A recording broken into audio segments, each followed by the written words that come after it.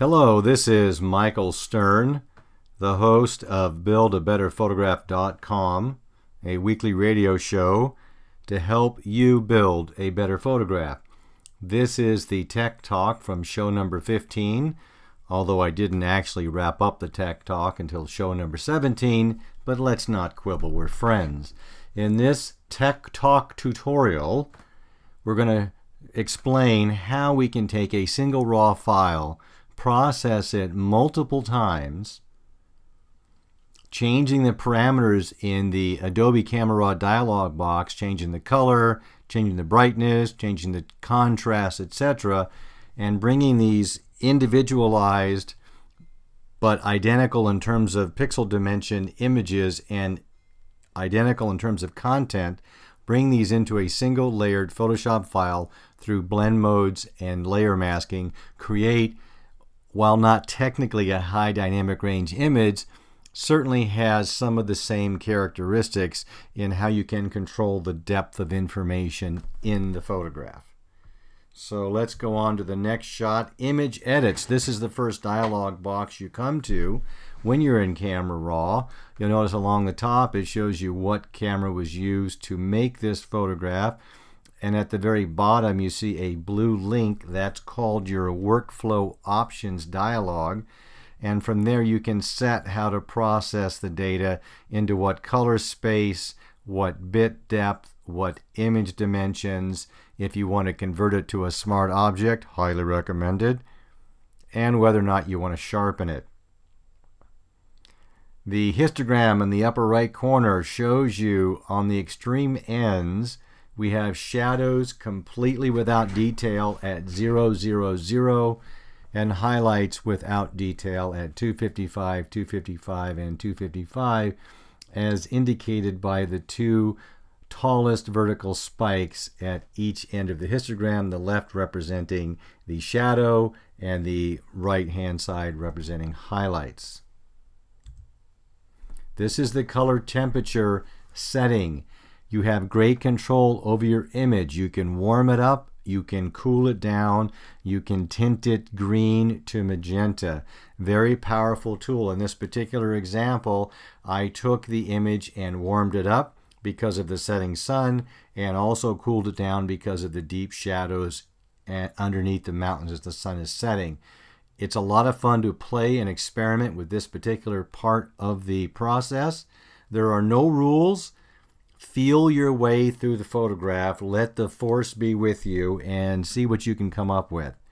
The next choice I would highly recommend is go into the Lens Correction tab and see if Camera Raw doesn't automatically pick up your lens and make adjustments for it. Regardless of the manufacturer's quality standards, digital sensors are highly calibrated devices, and they record information a lot more accurately than film, and by going into lens correction we can account for the anomalies, the potential chromatic aberrations and distortions, pin cushioning and lens barreling that does happen often with lenses.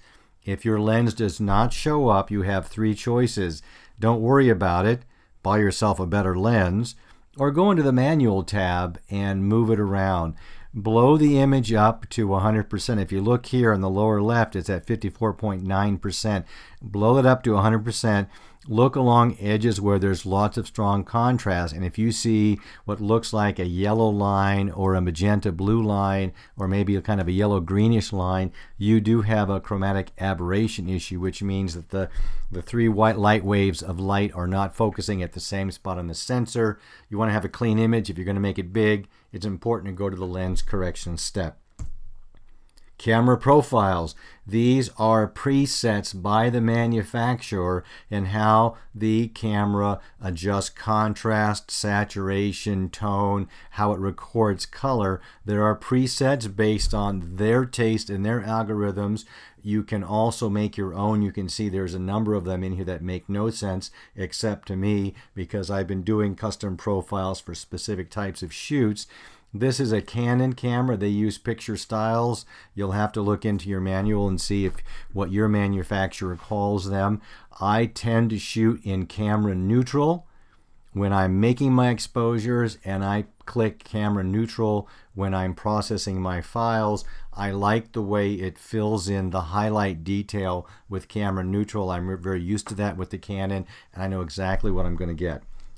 Lens profiles, camera profiles, good boxes to go to. Here is that workflow button. I tend to go into the ProPhoto color space, 16 bits a channel, and the native resolution is 21 megapixels.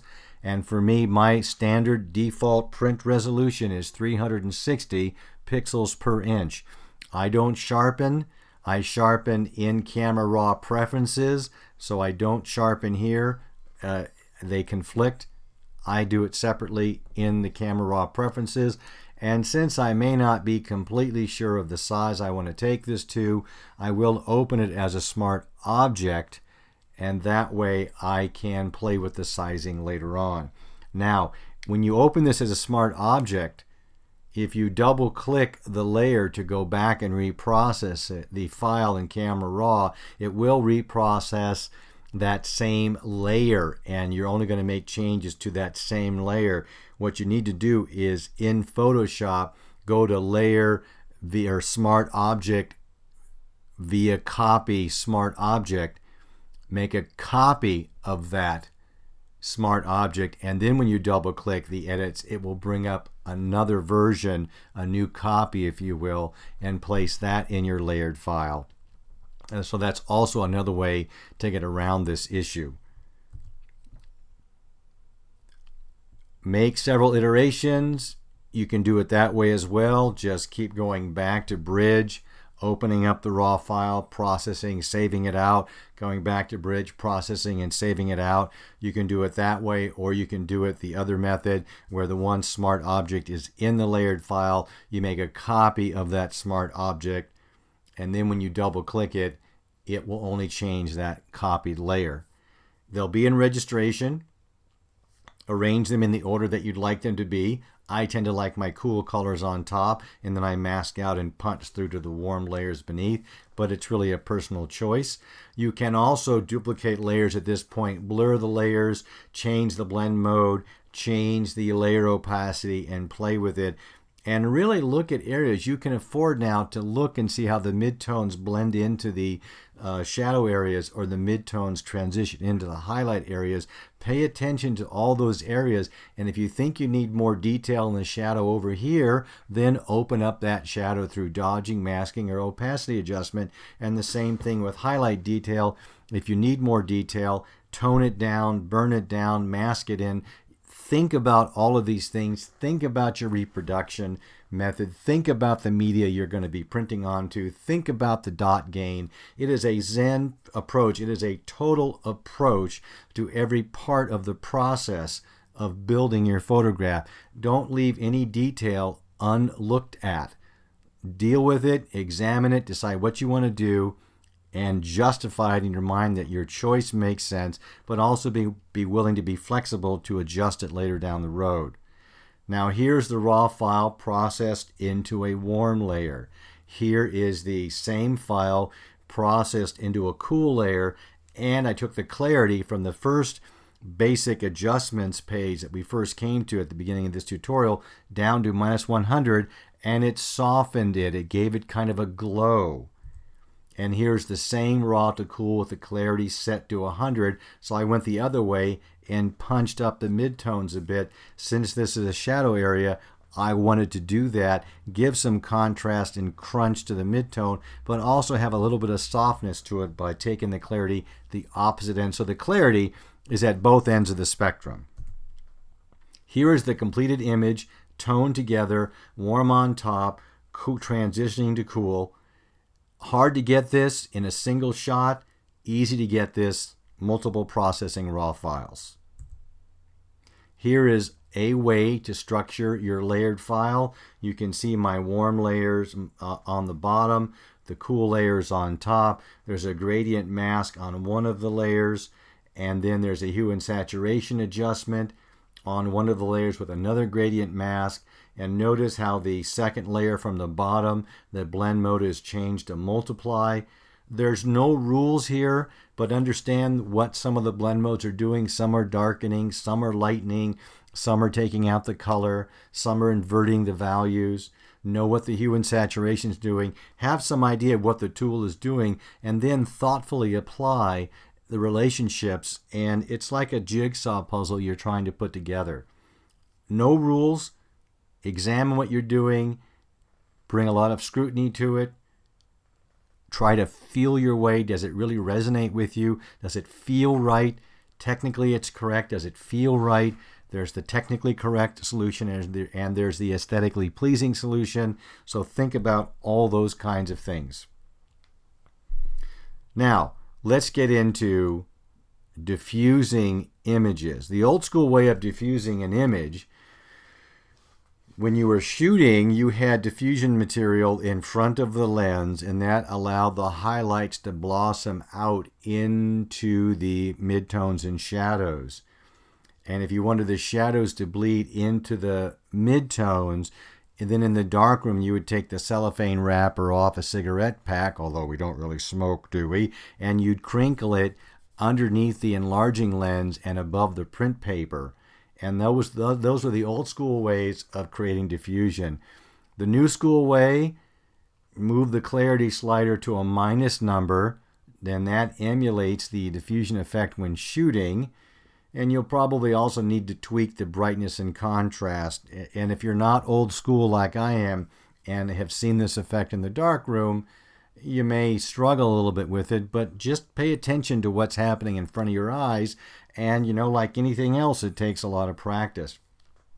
You want to get the shadows bleeding into the midtones, process the file normally, duplicate that layer or layers, and add a blend mode and adjust the opacity to create the printing diffusion effect. Usually the blend mode is going to be darken or multiply to do the old school diffusion material in the darkroom.